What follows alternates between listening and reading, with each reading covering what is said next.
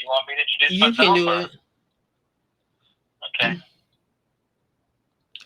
Well, welcome back to another episode of the Free Texas Campaign, Voices from Behind the Walls. Of course, I am the queen of collaborations, Angela Thomas Smith, and I want to thank you guys for all of your support with the Free Texas Campaign and what we're trying to do. We are the change that we desire to see in this world, and in order to see change, we have to be that change. So that's what we're doing inside of the TDCJ. We're trying to expose some of the corruption that is going on within the TDCJ and some of the corruption that has led to individuals being part of this corrupt system. I tell you, the state of Texas has a lot that they need to be held accountable for. And we are calling for the Department of Justice to get involved and to do a clean sweep through the state of Texas, starting with the governor.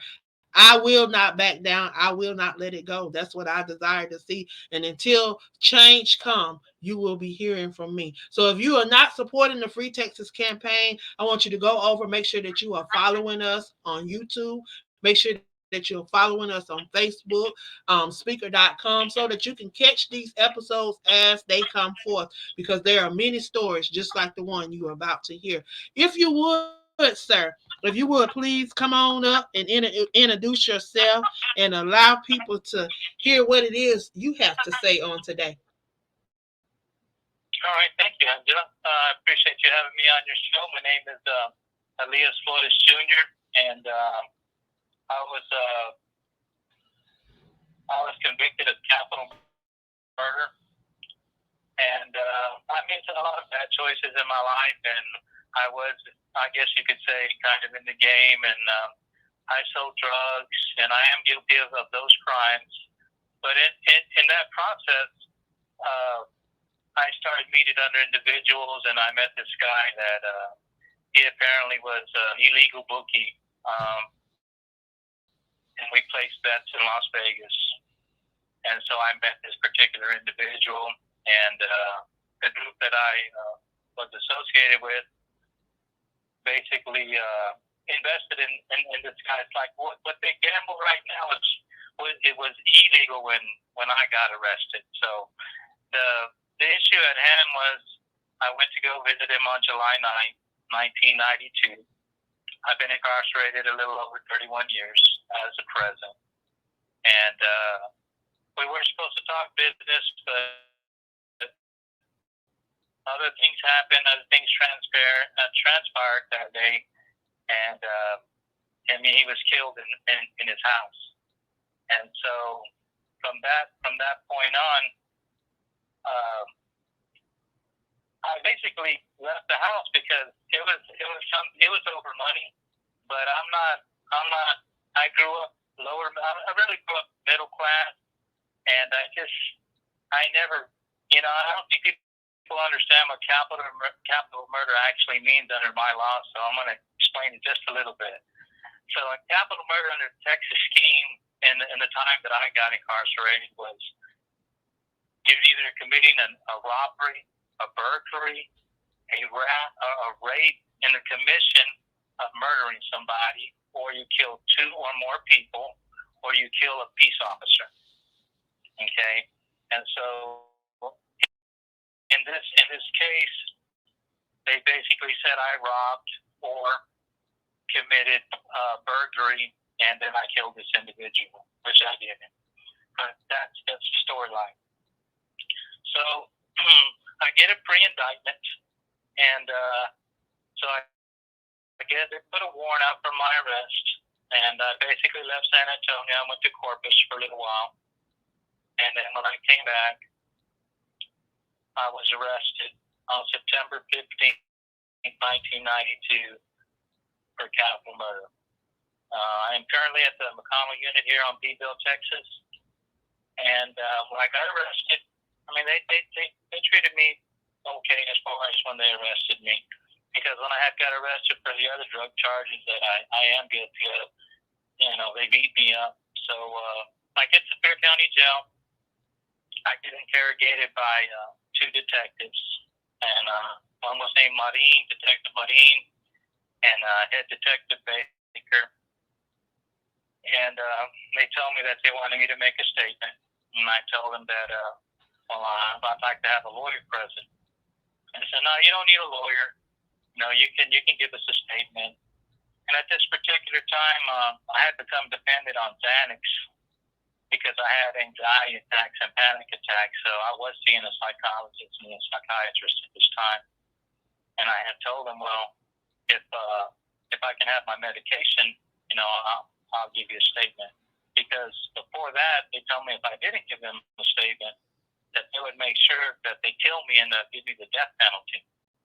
And so at that time, I was kind of cold because I was on the run. I was really not in my right mind. But they allowed my wife at the time, Irene, to come down to the Bexar County Jail in the detective's office to give me my medication. I took my medication. They gave me some cigarettes. I drank a soda, and I gave a statement. But my statement never consisted of me killing anybody. But it basically put me there at the scene of the crime. And in Texas, we have what you call the wild parties, right? And so if you're in the house, then I'm guilty as the next person, right? And so I get arrested. I go. They house me in the county jail with the Mexican mafia, which I'm not gang related, but they put me in which is BL, left side, 6th floor in Bexar County Jail in 1992. And I think that was just like it was a scare tactic, like if I was going to break or something. And so I got a visit about 2 weeks later. And in the capital murder, they give you 2 lawyers. So my first lawyer showed up, and his name was J.S. Norton. And I went down, and he said, hey, I've been court appointed to your case. My name's, gave me his name, and he said, well, I see that you already made a statement, so I probably can't help you because you put yourself at the scene of the crime. And so I was like, I was dumb to the law. I didn't understand. And he's like, well, look, do you have $10,000? And I'm like, no, I don't have $10,000. He said, you get $10,000? And I'm like, well, yeah, I probably could get $10,000. And he said, well, I'm your lawyer. I can sign you out and run to Mexico. That was his advice. I had never even, I didn't even know how to take what he had told me because I was ignorant to the law. I didn't know I could fire him. I just didn't understand, right? And so my second interview was him basically letting me know that we were scheduled for a hearing. And so I had my first court appearance. And the DA at the time, his name was Mark Lucian. And I'm in the court, and they're kind of giggling and laughing, him and the DA and the judge. And I'm sitting in the little box, handcuffed and stuff. And then he came to me and asked me, I asked him, I said, well, what are they offering me? He says, well, they're offering you the death penalty. And they're kind of laughing, And so it was, I don't know, I felt cold, I didn't understand the process, and I was just like, I just wanted to get out of jail, right? I wanted to get out. And so one of my friends, he hired some attorney, and I had $1 million bond initially. And they reduced it to $75,000 in a hearing. And make a long story short, I made bond on capital murder, which is very rare that they let you make bond on capital murder, but I was able to make bond on capital murder. And all this whole process, I was in the county jail for almost 120 days. But when I made bond, the next week, they indicted me. So they indicted me on January 27, 1993, and I had 2 co-defendants, Jimmy Cosidis and Richard Salinas. And so now I get indicted. I make bond. When I make bond, my lawyers don't even know I make bond. I call them and tell them that I made bond. And they thought I was joking. And they're like, yeah, you're calling me on the triple line. I said, no, I'm not calling you on the triple line. And so they said they wanted to see me. So I said, okay, I'll see you tomorrow. So I go see them the next day, and I meet my second lawyer, the attorney that I've never seen. And her name is Jean Brown, which is Alan Brown's wife. If you're from San Antonio, Texas, Alan Brown's a real prominent lawyer in San Antonio, especially in the 90s. And she was pregnant at the time. I told her hi from a distance, and that's all I've ever seen of my second lawyer. She never went to hearing. She never talked to me. She never interviewed me. And she was never there in any type of court appearances. Wow. And so at this point, they get up my bonds, and my attorneys tell me to go to the courthouse. Something's wrong with my bonds, but they actually set me up to get rearrested. All they really had to do was tell me, hey, you're going to turn yourself in. But that's just the way the system works. I mean, they were not to help me. My lawyers were not to help me. They were not looking out for my best interest. And from there, everything basically went downhill. My lawyer calls in my parents. Jay Norton calls in my parents and tells them that there's a 72-hour window that they're going to take the death penalty off for 72 hours, and that you need to tell your son to plead guilty, or he's going to get the death sentence. So he did that to my parents, and then he called my wife and my kids. My children were small, and he told my wife the same thing. If you don't get Elias to plead guilty, they're going to give him the death sentence. He has 72 hours to decide what he wants to do, right? And so when they come up there to see me, I tell them, look, I said, Mom, I'm not guilty of capital murder. At worst, maybe voluntary manslaughter because I was in the house and loud parts, and my mom. But my mom and my dad, my family is, we've never been in trouble. None of my family's never been in trouble in the criminal justice system. And so, but I thought my mom was going to have a heart attack, to tell you the truth. And my wife's crying and said, just take it. And I'm trying to tell them, you don't understand that this new capital life under the court law is 35 years flat just to come up with parole. But 3 prior years, if you had a capital life, you got the regular 15, and you came up with 15 years. And so I was trying to tell them that really that's death. Doing 35, that's death. And then, but my mom, I really did it for my mother. So in the end, I pleaded guilty. But being ignorant to the law, I didn't know that once you take the death sentence off, they can't bring it back. So my lawyer deliberately lied to my parents. He deliberately lied to my wife. And so when they take the death penalty case off, the death penalty off the table, well, there's only a life sentence left with the possibility of parole. So why wouldn't I go to jury trial? I can only get one sentence. But I go into court, and I go to court June 8th, and I plead guilty to capital murder, which is impossible because you cannot waive a jury trial in a capital murder case. You can plead guilty to capital murder, but you can't waive jury trial.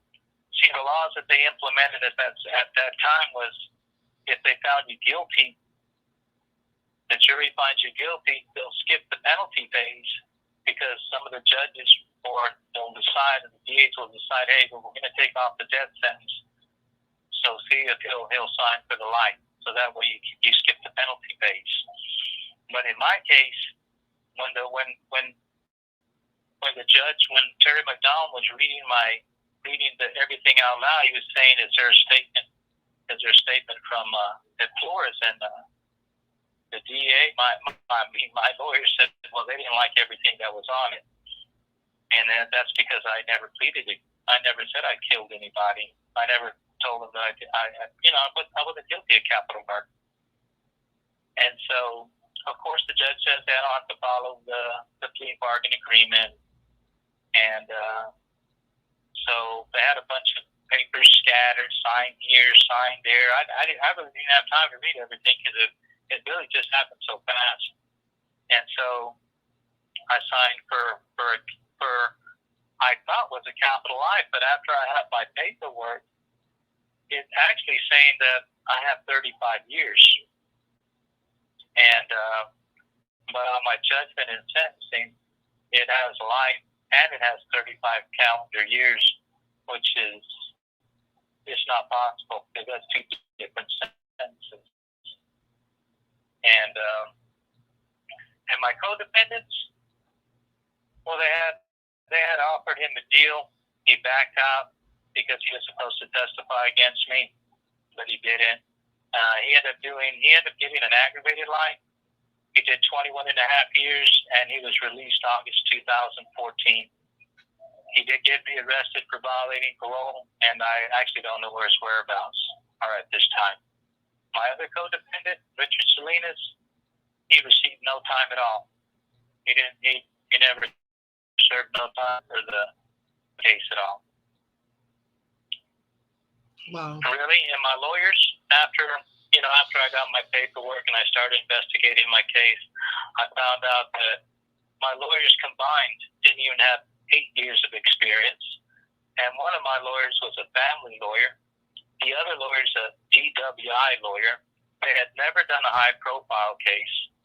So really, in the end, I should have never had these lawyers to represent me anyway, because they're not looking out for your best interest. They're just sell you out. They're just there to sell you out. Yeah, they're just there to get money. And they're just there to get money. Right. They're just there to get paid, whatever they're going to get paid, and that's just the bottom line behind it.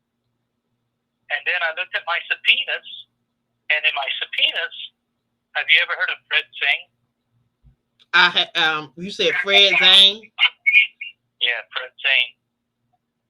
Well, he's a person that was impersonating a medical examiner, and he had been hired by several states. I want to say North Carolina, it was Virginia or West Virginia. He was going to court. He died going to court for being a fraud. And he did my crime scene, and he was subpoenaed to if it had gone to trial to testify for the DA.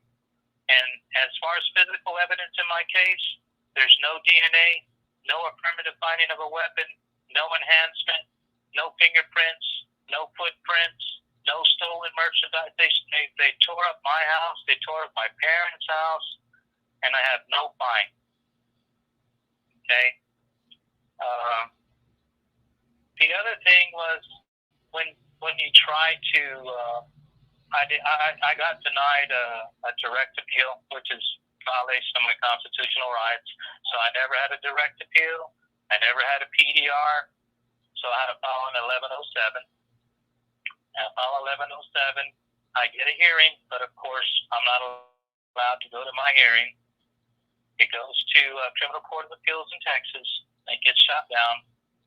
So my files go into the Southern Federal District Court, and they shoot me down with the Anti-Terrorism Effective Death Penalty Act. And that's another thing. I mean, the average person in prison, especially at the time that I came to prison in the early 90s, we probably had about a 6th grade education. I'm blessed. I graduated from high school. I'm well educated, put it that way. I didn't grow up and not needing anything. I had everything that I needed, and I'm okay, right? I'm not just the average inmate. So when I start studying law, when I get into the federal district court and they shoot me down with Anti-Terrorism Effective Death Penalty Act, I ask them, hey, well, I need a lawyer. So I filed for a lawyer. And then their response was that I understood the law enough to file the papers for a 2250 form response with the traverse motion. But how can I be a lawyer in 2 years and understand the law of Texas and of federal law too? That's impossible when it takes an average lawyer 8 to 12 years just to even have a name for himself or herself. And so I beat the anti-terrorism effective death penalty act by like it was like 30 something days. So then they let me file my 2254. It gets shot down. I go into the Fifth Circuit to file a certificate of appealability, and I get to go to the law library. I'm on Veto 1 at the time, and I file that. I get shot down. So I file into the Supreme Court. I filed with a cert, got accepted. I made the docket, and the second day of the opening day, which is October 2nd, 2000, I was shot down. My writ of cert was shot down. And I want people to understand that even though you have constitutional errors in your case, and you make the docket, that doesn't mean that there is a discrepancy in your case. But the Supreme Court is only going to hear so many cases, and they're going to decide which cases they're going to take. And they just didn't take my case. So, I mean, that's just. And so, in actuality, I don't even know how I have what I have, and I've never had, nobody's ever, I tried to reach out to, I reached out to a couple of places, and I had one of my friends that had got out, and he had talked to some students that were going to law school in Victoria, in the college there, and they said, hey, Ben, would like to look at your paperwork. So I sent my paperwork, and they said, hey, man, we'll take your case for the semester, So they go talk to their law professor, and for some reason the law professor says, hey, you can't take that case. You can't take that case. So I'm like, well, what's wrong with my case? I'm trying to look at it, and I'm trying to understand why every time I try to get some help, they look at my case and then they don't want to take it. Because what has happened is it's going to open the door for a lot of people to be exposed.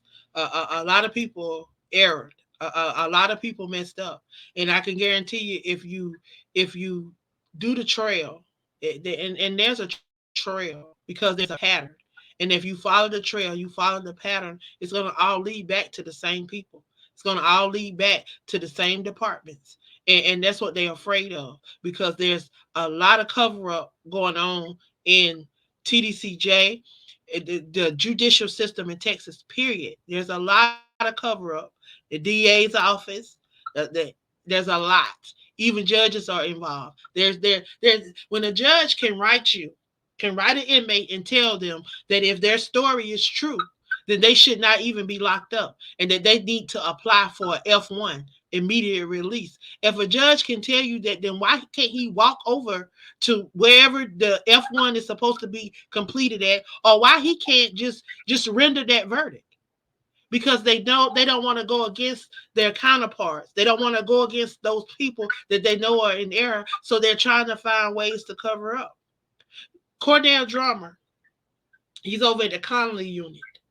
He has $100 million lawsuit against these people right now for violation of his rights, for the cover up of medical examiner as well. And they have documentations that shows that these people have been falsifying documents for years. And not only that, how they've been rubber stamping indictment. But what they do, that's what they've been doing, and they've been doing it for years. Right.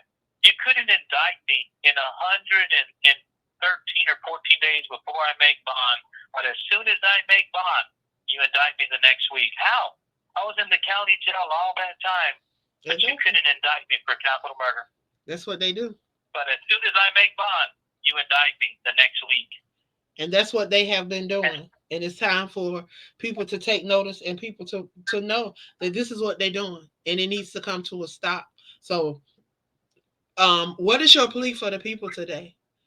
What is it that you would like for that person that is tuned in, that may have a heart, or may have a conscience, or may have resources, or may have an idea of something that can be done? Well, what is your plea to them today?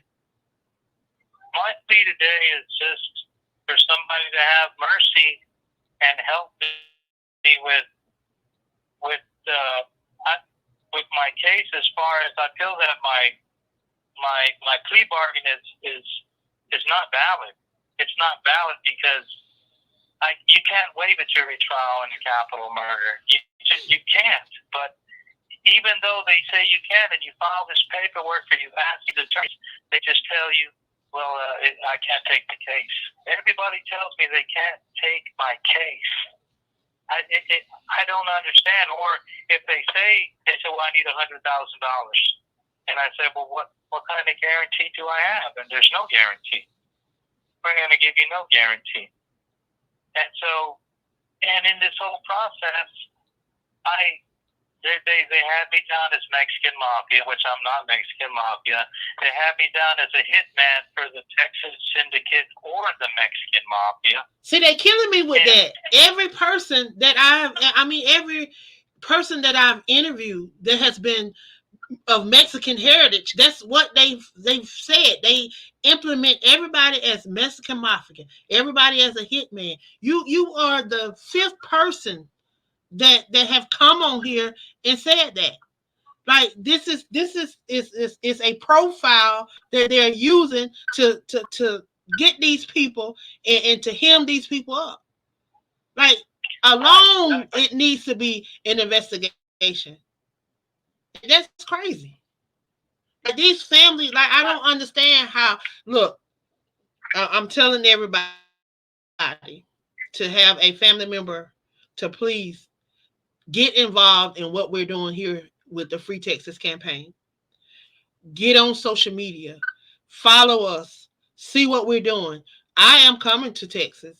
And we're going to go down in January when they down there lobbying for these different laws to get on the ticket and all that. We need to be out there making noise. We need to be out there being a voice. So I need family members that's willing to join with me and willing to be a voice, because doing nothing, it's time out for that. Enough is enough. And it's too many people that have been behind prison wall over 20 years, over 30 years. That's sad. And it's a pattern. People need to look at these patterns. They need to look at this paper trail. They need to look at what is going on. And they need to realize that if all these cases are like this, then there has to be a problem. And they need to stop covering up. And they need to get to the bottom of it. Right, that's exactly what they do. They make the society believe that they're locking up, career criminals that can't be rehabilitated. But what it is you don't want to take us to jury trial because it costs them too much money. You don't want to give us the good lawyers because we don't have the monies to protect the rights that we should have as an American citizen. They always want to say, oh, well, we can't do this for you. We can't, because they sell us out for the people that are paying the attorneys money so they can do them a favor and not us. And we get caught in this. I got caught in this hard on crime stuff. Throw away the key, fill all these prisons in Texas, because I've seen it. I watched it. I've been locked up, 31 years. December 3rd, I'll have 31 years flat. And I've seen this system there is no rehabilitation in Texas. There's no education.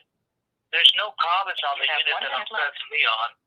And so they just oppress us to where people are starting to commit suicide because they oppress us so much. We just had a suicide today, this morning, on McConnell unit. Well, that's the second one, because when I talked to somebody we had one Friday. The other day, it was another one. So we've had 2 in 4 days. Yes, ma'am. And that's a problem, because it's happening at other units. That's a problem within TDCJ. So that alone, they need to look at. They need to be looking into it. But then they want to say it all this stems from drugs. How the drugs getting in there then? How they getting in there? Because the prisoners are sure not going nowhere to get no drugs. So how's the drugs getting in there? But they want to make society believe that we're bringing in the drugs. How? Well, you can't go nowhere. Exactly. And then if they are going somewhere, how are they going somewhere? Thank you for using Securus. Goodbye. Thank you. Thank you, y'all. I'm telling y'all, it is time to get involved. Y'all are gonna hear story after story where it's similar. These legislators, these Congress people, these representatives, the governor, the attorney general, the district attorneys. Y'all, these people are crooked, and it's something need to be done about it.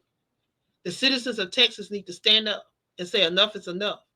I'm telling you, if you have incarcerated individuals, you need to get connected to the Free Texas campaign. Y'all, I will be back at 1:55 with another interview. So y'all hang tight, and I'll see y'all then. And thank you guys for sharing this out. Please make sure you share this in your circle of influence.